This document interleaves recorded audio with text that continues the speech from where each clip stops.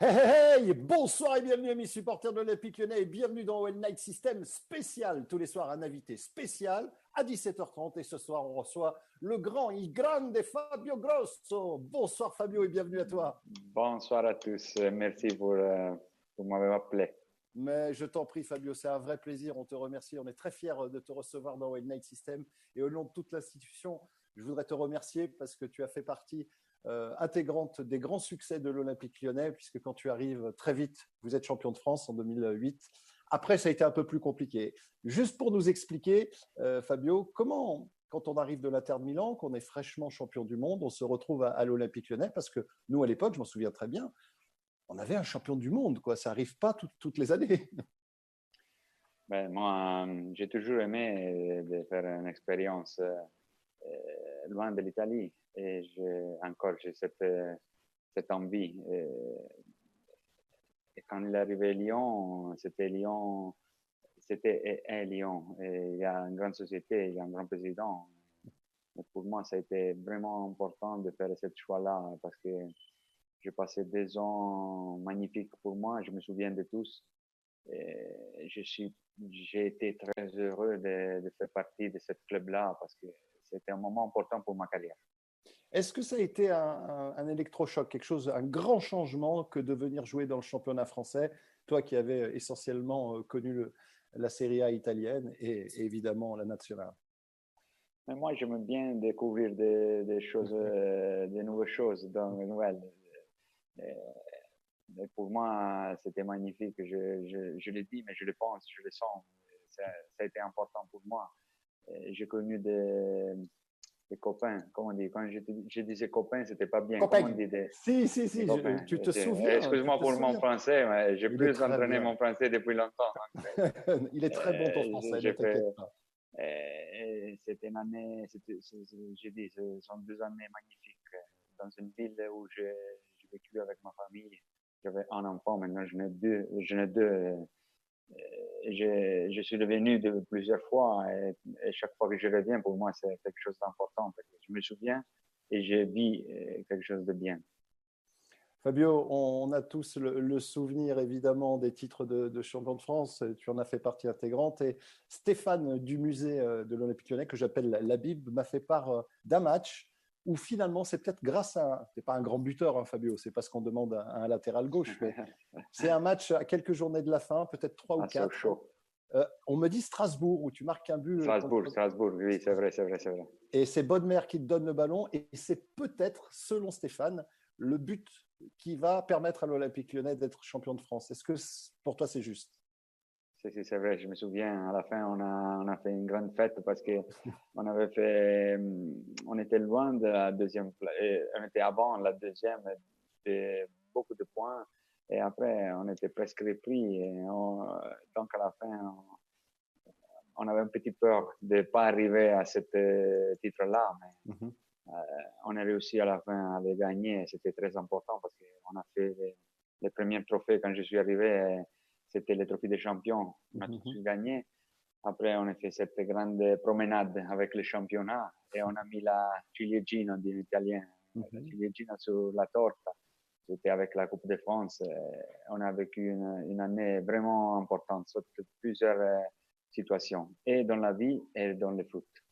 Je parlais de toi avec Sidney Govou il y a quelques jours et il me disait, Fabio, c'est vraiment un bon mec. C'est facile de travailler avec lui, d'être au vestiaire avec lui.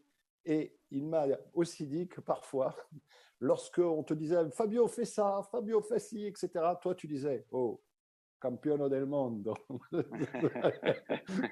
Tu te souviens de ça? J'ai dit avant, pour moi, j'ai trouvé un groupe formidable. Il y avait des jeunes et des grands, parce qu'il y avait même des grands. Si je vais faire des noms, je vais sûr que je vais oublier quelqu'un. C'était un groupe extraordinaire. Il y avait des jeunes que tous connaissent, qui ont fait une grande carrière.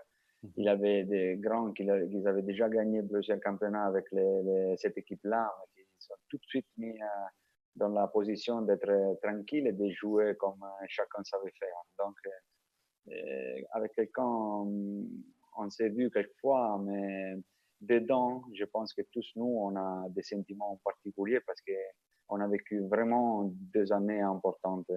La première, et même avec le résultat, la deuxième, on n'est pas allé très bien, mais c'était quand même une belle année avec les relations, avec les amis qui étaient dans le club. Alors ensuite, tu retournes à la Juve, mais tu attaques une carrière d'entraîneur, et c'est quelque chose pour toi qui est important. Donc tu t'entraînes les jeunes à la Juve, il y a Bari, il y a Vérone, et puis il y a j'ai suivi ça de très près, Brescia, où tu restes 48 heures. Non, j'exagère un peu, mais c'est très court. C'est presque comme ça. Donc, qu'est-ce qui s'est passé?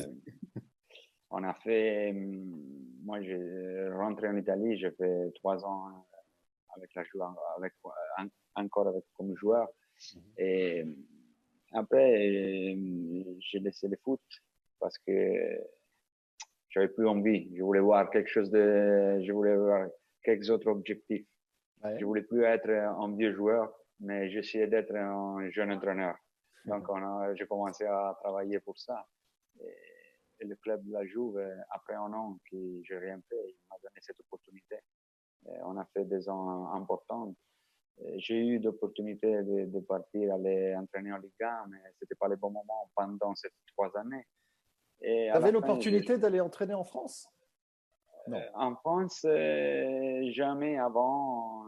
J'espère en futur qu'il y aura. On a fait quelques mots, mais d'accord. Pas encore, mais... Là, tu parles de la Ligue 1 italienne, d'accord, la Serie A.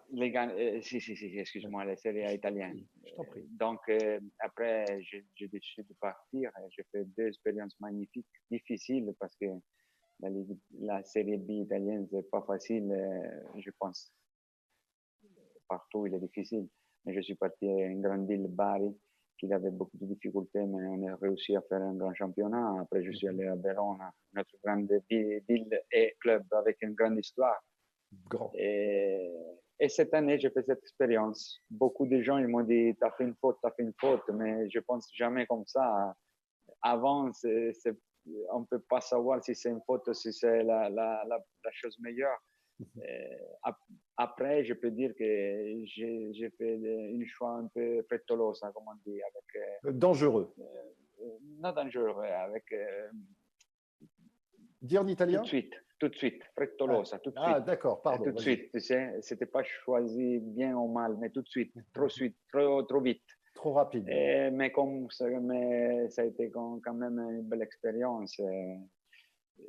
J'ai pas aimé, mais tout sert pour grandir. Mais tu es resté combien de temps entraîneur de Brescia? Un mois. Mais c'est pas beaucoup, je sais. Mais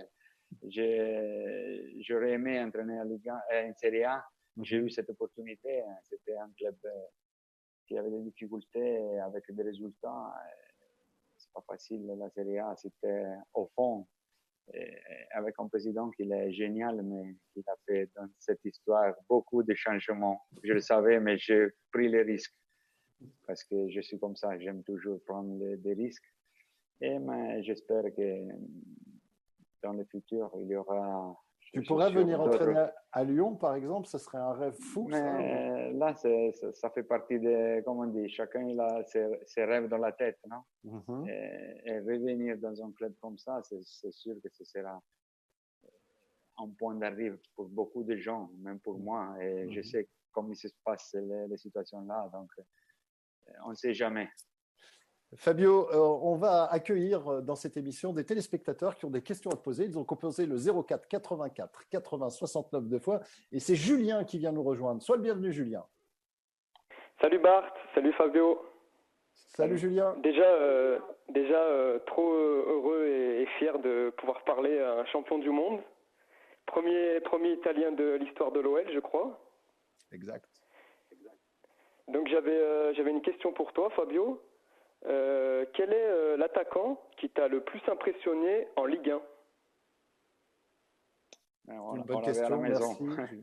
On l'avait à la maison. Il était jeune, mais après, il a montré toutes ses qualités. Et Karim, il a fait une carrière extraordinaire.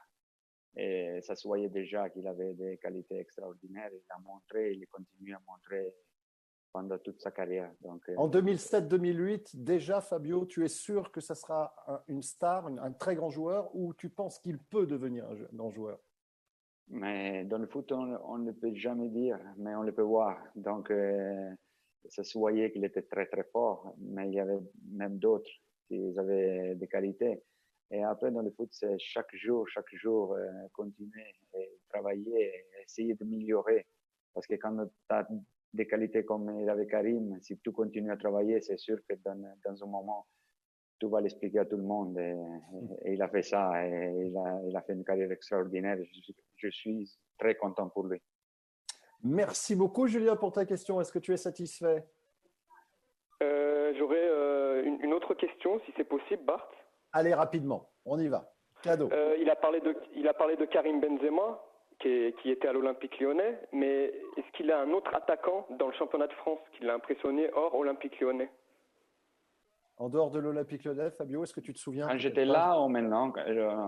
Non, quand tu étais joueur, je pense. Quand j'étais joueur, je me souviens de cet attaquant-là, beaucoup puissant, avec beaucoup de clubs qui avaient des grands joueurs.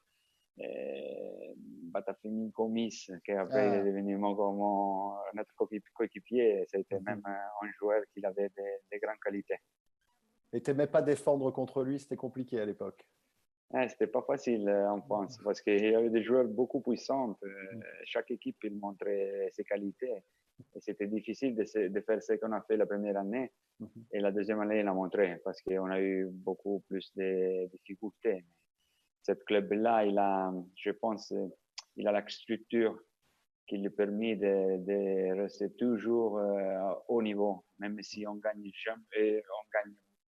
plus beaucoup de championnats, mais c'est un club qui a les fondaments solides. Et avec les fondaments solides, tu peux arriver et tu vas y arriver loin, c'est sûr. Fabio, est-ce qu'on défend en France comme on défend en Italie, ou est-ce que c'est très compliqué quand on a la culture italienne de s'adapter à la philosophie défensive française? Non, la France, c'est quand même une nation qui a une grande mentalité. Maintenant, il a un grand club, une équipe nationale. Il a toujours eu beaucoup de grands joueurs. Donc, c'est sûr qu'on dit en Italie, on défend d'une manière impeccable. Mais je trouvais que même en France, c'était pas facile de passer pour les attaquants. C'était un peu plus différent parce qu'en Italie, on essaie de jouer surtout en défense avec un bloc défensif. Mais si tu vas à l'étranger et si tout monte de niveau, et ça, c'est, je pense, un margine pour améliorer le championnat italien. Si tout monte de niveau, il faut essayer de jouer avec les duels défensifs parce que tu ne peux pas toujours donner beaucoup de gens en défense. Et après, c'est sûr que c'est un peu plus difficile pour attaquer. Mais ça, c'est, je pense, la seule différence que j'ai notée. 04 84 80 69, deux fois Fabio Grosso est l'invité d'OL Night System spécial tous les soirs. On est là à 17h30 à supporters. Fabio, on va parler d'un moment un peu particulier que j'ai retrouvé aussi grâce à Stéphane Dubuset. Il y a eu un match où tu es expulsé à la mi-temps, je crois. C'est contre Caen. Il y a 2-2. Et il y a eu une histoire avec Gouffran. Qu'est-ce qui s'est passé vraiment maintenant avec le recul? Tu l'as mis une petite gifle, il n'a pas aimé? Il n'a pas aimé. Je me souviens très bien parce que j'avais la famille au stade. Je suis rentré dans le vestiaire. Je ne suis pas sorti. Il a fait quoi? C'était une faute que j'ai faite. C'était pas l'habitude. Des fois, on fait des fautes et ça sert, comme j'ai dit avant, les fautes, ça sert pour améliorer en futur. C'était un match difficile à la maison. Lui, il était un bon joueur. Il s'était amusé un petit trop pour moi à la première mi-temps. Je m'étais énervé à la fin de cette première mi-temps. J'ai dit, on va se voir maintenant qu'on termine la mi-temps. Et quand je suis allé le voir, j'ai donné un petit coup derrière la tête pour dire, fais attention, tu ne peux pas faire ce que tu veux là. On joue là à la maison, nous on peut gagner, pour dire ça. Mais juste derrière, j'avais l'arbitre qui m'a vu. Il est rentré dans le vestiaire, il a dit carton rouge. Et j'ai dit non, mais je n'ai pas fait fort. J'ai dit attention. Mais après, le président, il n'a pas pris bien. Mais j'étais d'accord avec lui parce que c'est un geste qu'il ne faut pas faire. Et il y a une autre... Je fais pas beaucoup de fois, heureusement. Non, tu n'as pas beaucoup été expulsé dans ta vie de footballeur. Non, pas beaucoup. Très peu. Il y a une autre très très belle histoire, Fabio. C'est un match où Furlan, l'entraîneur de Troyes à l'époque, a un mot pas très gentil vis-à-vis des Italiens. Il te traite un petit peu de sale, etc. Bref, ça prend des proportions assez importantes et il t'écrit une lettre en italien pour s'excuser et toi, tu lui réponds en français en lui disant que peut-être que tu aurais fait pire que lui avec l'adrénaline, voilà, avec l'excitation du match. Et je trouve que c'est des choses qui arrivent plus vraiment dans le football moderne parce qu'il t'a adressé ses excuses, toi tu lui as répondu de manière très élégante en français, il t'a écrit en italien. Alors raconte-nous un petit peu. Ce qu'on a dit maintenant, on peut le reporter pour cette nouvelle histoire parce que dans la vie, on peut faire des fautes, mais l'important c'est de les reconnaître et essayer d'améliorer en demandant excuse s'il faut. Donc, c'était un match, dans le match, il a l'adrénaline. Il a dit des choses qu'il ne devait pas dire. Je l'ai eu, mais après, quand il se rend compte à froid qu'il a fait une faute, il me demande excuse tout de suite. Je dis OK parce que il ne faut pas porter rancor, on dit en italien. Je ne me souviens pas en français, mais c'est ça. De la rancune. C'est important. C'est important de savoir faire les fautes et savoir se rendre compte et demander excuse s'il faut. C'est une jolie histoire parce que voilà, au début, ça c'est pas très beau, et puis à la fin, ça se termine entre hommes et avec le cœur. Et c'est ça qui compte. C'est vrai. C'est ça qui compte, c'est ça. 04 84 80 69 deux fois. Dans un instant, on recevra Thierry des Rouges et Bleus. On va le recevoir tout de suite. On passera à mes questions ensuite. Thierry, bonsoir. Bonsoir. Bonsoir Thierry, sois le bienvenu. Ça va très bien Thierry, je te remercie. Je t'espère également en pleine forme. Fabio Grosso, t'écoute camarade. Bonsoir Fabio et donc bonsoir à tous les deux. Je voulais lui poser une question qui était très simple. En fait, nous, en tant que groupe de supporters, nous avons l'image d'un joueur grand déjà en taille, mais aussi grand en tant que joueur professionnel, c'est-à-dire qu'il donnait tout ce qu'il avait sur le terrain, il a jamais rien lâché. Et puis après, c'était une personne qui était facilement accessible, très avenante et qui était vraiment très sympathique au quotidien. Je voulais savoir, lui, en retour, quel souvenir il avait des supporters. Merci Thierry. Avant, quand on n'était pas encore en ligne, quand on parlait avec Joël, on a discuté sur ça. Et maintenant, j'habite à Turin et quand je peux, je suis revenu à Lyon parce que toutes les choses que j'ai passées là-bas, pour moi, ont été vraiment belles, vraiment beaux. Et même les supporters, je suis revenu voir le match 2-3 fois et je suis rentré dans le vieux stade et le nouveau stade. Donc, j'ai vu, comme j'ai dit avant, les passes en avant qu'il a fait le club. Et pour moi, les supporters ont été quelque chose d'extraordinaire parce qu'à tous les moments de l'année, la première où on a gagné, et même la deuxième où on a eu beaucoup de difficultés, ont montré leur affection pour le club. Et ça, c'est la chose plus belle dans le foot. Je suis d'accord. Et il y a une autre belle histoire que m'a donnée un copain, le Rouge, des Bad Gone, que je salue et que j'embrasse, le groupe et ce camarade rouge.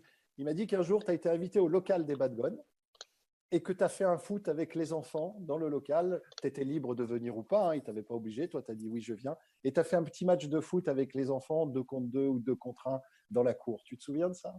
Oui, bien sûr. J'aime beaucoup les garçons. Donc, quand je peux, je vais m'amuser avec eux. C'était cette occasion. Mais je l'avais dit, mais c'est la vérité parce que j'ai passé 2 ans magnifiques sotto tutti i punti di vista. Je le dis en italien parce que je le sais dire en français. À tous les points de vue. À tous les points de vue, c'est vrai, c'est parfait. Fabio, tu as dit dans une interview que dans ta vie, finalement, tu as réalisé quasiment tous tes rêves. C'est venu un peu comme ça. Et je me souviens même d'une interview qu'on a fait en plateau dans Well Night System à l'époque où c'était à Tola-Vologe, où je te faisais une petite interview et je te dis raconte-moi un rêve que tu as fait en dormant et puis après c'est arrivé un jour et tu m'as dit un jour j'ai rêvé que je prenais le ballon, que j'allais mettre le ballon sur le point de pénalty, que je frappe et on est champion du monde. Et ce rêve il s'est réalisé. C'est fou quand même d'avoir un destin pareil. Je ne sais pas si tu te rends compte de la chance. C'est une chose fou parce que je suis parti très loin. J'ai fait toutes les catégories en Italie. J'étais pas jeune quand je suis arrivé en Serie A. J'ai travaillé beaucoup pour arriver en haut. Et là, je pensais que c'était mon rêve parce que quand j'étais petit, j'ai fait la Ligue 7, la Ligue 6, la Ligue 5. Donc, je suis parti loin, loin, vraiment loin. Et mon rêve, c'était jouer en Serie A. Et quand je suis arrivé, j'ai réalisé mon rêve. Il faut les pousser un peu plus avant. Essayer de jouer avec l'équipe nationale. Et j'ai arrivé à faire même ça. Donc, encore pousser avant. Mais Il faut que je sois champion du monde. penser ça, c'était vraiment une utopie. C'est réalisé, c'était quelque chose d'extraordinaire. Mais comme je suis, ça, c'est des mémoires, fantastiques mémoires. Les choses belles, les choses moins belles, pour moi, c'est mémoire. Important de les voir, important de les garder. Mais je suis jeune, je regarde avant et je veux encore rêver et essayer de réaliser mon rêve. Et le prochain rêve, alors, est-ce que tu peux nous le donner ici sur l'antenne de LTV? Là, ça sera beau de dire revenir un jour à Lyon pour travailler. Mon rêve, c'est essayer de continuer à faire ce que je fais, parce que je fais cette nouvelle travail avec beaucoup de passion, je pense avec des capacités. Essayer de continuer parce qu'il faut pousser, il faut aller avant quand il y a des difficultés, et je l'ai eu. Et je l'ai avant, je l'ai eu, je l'aurai encore. Bien sûr. Mais avoir la confiance de penser que j'ai les qualités pour essayer d'arriver au haut niveau, même cet nouveau travail. 04 84 80 69 2 fois Fabio Grosso, l'invité de Well Night System spécial. C'est passionnant, on est ensemble encore pendant 7-8 minutes et on va en profiter pour donner la parole à Roland. Bonsoir Roland et bienvenue à toi. Salut à tous. Salut Roland, bienvenue. 65 ans, Lyon 4. C'est un vrai plaisir de voir Fabio Grosso donc à l'antenne. Et je voulais lui demander, à l'époque, avant qu'il arrive à Lyon, et donc dans cette période-là, comment était perçu Juninho vis-à-vis de l'étranger? Et est-ce qu'il sait si un club italien s'est intéressé à lui? Comme l'était vu Juninho quand j'étais en Italie, c'est voilà, ça? Voilà, oui, c'est ça. Ok. Et est-ce qu'un club italien ensuite la deuxième, je ne le sais pas, mais je pense qu'un grand joueur, il est toujours bien vu par beaucoup de clubs. Après, il était déjà dans un grand club, c'était pas facile de l'aller chercher. Donc, c'est sûr qu'on le connaissait, tout le connaissait, parce que c'était un joueur international. Il a donné beaucoup de choses à Lyon. Et maintenant, il est revenu à notre travail, mais il est un garçon vraiment extraordinaire. Il avait des qualités sur le terrain, mais il avait beaucoup de qualités à l'extérieur. Et c'est ça qui fait la différence, et quand tu es joueur, et quand tu fais notre chose comme il fait maintenant. Et tu as des contacts avec des dirigeants du club, des anciens joueurs de l'OL? Non, quelquefois j'ai eu Kim Kallström, après on s'est passé de bons jours avec Grégory Coupé, après on s'est eu avec d'autres copains. Et quand je suis venu, j'ai fait 2 mots avec Bernard Lacombe. J'ai passé mon bonjour au président, parce que c'est toujours un plaisir de le voir. J'habitais là où il y avait M. Georgie, qui est un dirigeant, un dirigeant qui est encore là. Gilbert Georgie, oui. C'est M. Manoukian. Donc, je me souviens, j'ai toujours de beaux souvenirs de tous. Et j'espère que j'ai laissé de beaux souvenirs de moi. C'est la chose très importante bons souvenirs. Aussi. Quand j'ai préparé cette interview, Fabio, j'ai demandé à tout le monde un peu, tu as une image délicieuse et très classe à l'Olympique Lyonnais. Je dis pas ça parce qu'on est sur l'antenne et que voilà, il faut dire des jolies choses. Je te dis ça parce que c'est la vérité, Fabio, vraiment. Merci. Mais ça me fait pas plaisir parce que c'est la même chose pour moi.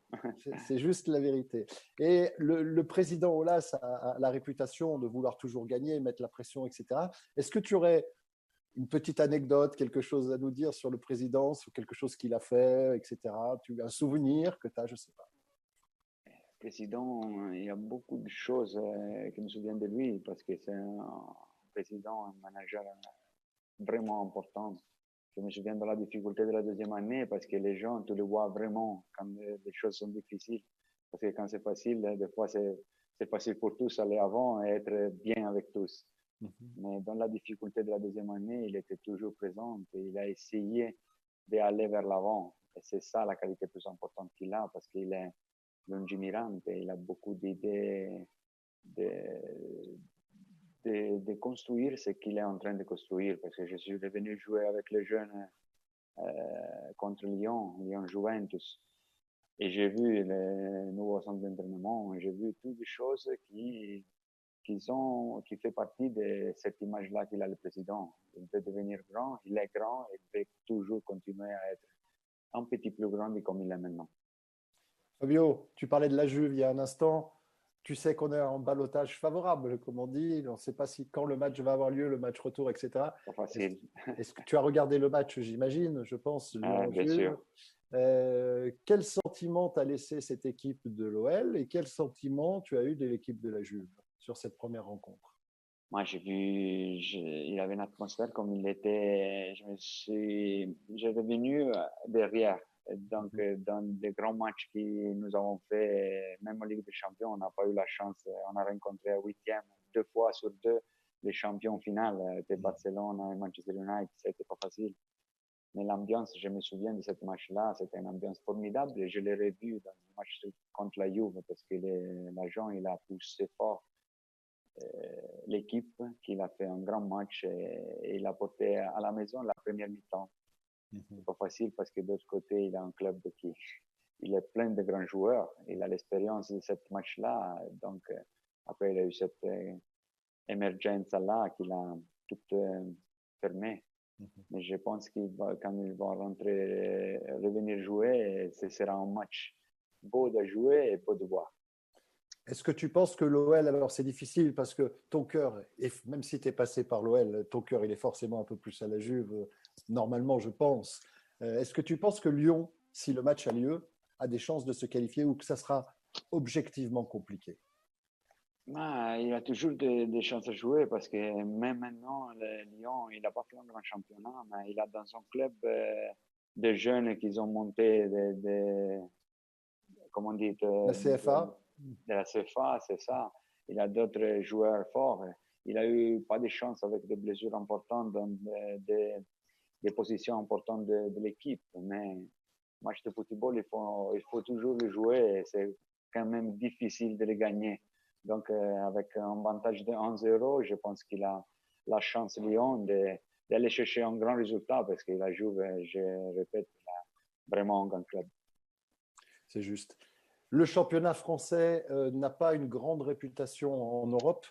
Est-ce que ça change un peu en Italie? Est-ce qu'on peut voir jouer l'OL? Est-ce qu'on peut voir jouer le Paris Saint-Germain? Est-ce qu'on peut voir jouer Marseille et j'en passe? Ou est-ce que c'est des championnats de seconde zone?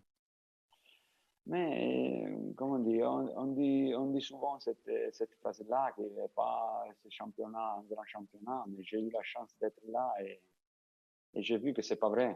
Parce que beaucoup de joueurs ils jouent beaucoup d'années en France, après ils vont être protagonistes dans les autres championnats. Quelqu'un il reste, parce que maintenant il y a même des clubs qui vont prendre des grands joueurs et les faire jouer en France. C'est sûr que quand il a un club, même en Italie, dans les dernières années, ça a été comme ça. Quand il y a un club qui domine tous, ça va être moins appationnant pour les gens qui sont à l'étranger. Et à ce moment-là, en France, il a Paris qui commande le championnat et c'est pas facile à les battre. Et donc, ils perdent un peu de visibilité. Mais j'ai compris. J'ai confiance que comme il a des joueurs forts, il va devenir un championnat comme les autres. Allez, on va terminer cette émission avec une petite interview au confinement. Je vais te poser 2-3 petites questions. Tu essayes de me répondre rapidement, si tu veux bien, OK. Fabio. Si je comprends, je fais. Moi, tu vas comprendre, je n'ai aucun doute. Qu'est-ce que tu as appris sur toi depuis le confinement, Fabio? Ça, c'est une chose qui peut colléguer avant, parce que j'ai dit dans les difficultés, il faut essayer de prendre le positif. Et là, c'était une grande difficulté, parce que c'est tout fermé. Ça a été difficile pour tous, rester à la maison avec les enfants, changer les habitudes. Mais on a pris du bien à essayer d'être meilleur quand on aura la possibilité de sortir et de refaire ce qu'on faisait avant, mais on le fait un petit mieux de comme on le faisait. Qu'est-ce qui te manque le plus depuis le confinement, Fabio? Mais moi, j'aime sortir, j'aime être sur le terrain. Maintenant, j'aime m'entraîner, j'aime rester avec ma famille. Mais le confinement, il me l'a donné cette chance-là. Donc, maintenant que j'ai eu cette chance-là, j'espère bientôt de pouvoir revenir faire ce qu'on faisait avant. Et je l'ai redit parce que pour moi, c'est vraiment important parce que beaucoup de gens, ils ont souffert vraiment. Il a été et il est maintenant une période vraiment difficile. Mais j'espère avec tout le cœur d'aller vers l'avant le plus vite possible. Allez, on est très, très à la bourre, mais je vais quand même te poser la dernière question parce que c'est important. Le championnat italien va reprendre ou pas pour toi? Ça, je ne peux pas répondre parce que je ne connais pas la réponse.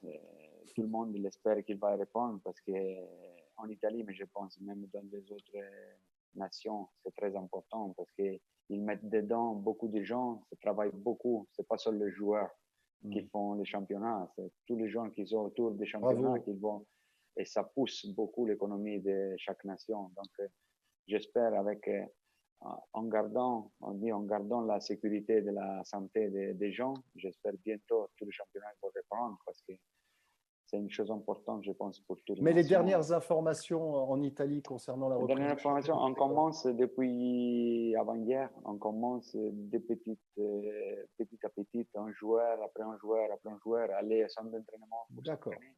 Il y a des règles à respecter et je pense dans 10 jours, ils peuvent commencer à s'entraîner tous ensemble. Et on dit que on espère tout le monde qui bientôt de refaire. On sait encore quand, on sait quand, on sait pourquoi, mais tout le monde espère qu'ils vont revenir jouer parce que c'est très important pour tous. Merci beaucoup Fabio d'avoir été notre invité. Ça m'a fait plaisir, ça fait des années qu'on s'était pas vu. Tu es gentil Fabio, merci beaucoup. Je t'embrasse aussi. Tanti baci. Après ciao Fabio. Ciao. On se retrouve demain avec Anthony Lopez. Anto Lopez sera notre invité 04 84 80 69 2 fois pour lui poser des questions. C'est tout de suite là maintenant. Allez-y, appelez Anto Lopez demain soir à 17h30. On se retrouve donc demain. Et n'oubliez jamais, non, faut pas oublier, l'Olympique Lyonnais est une formidable raison d'être heureux, formidable.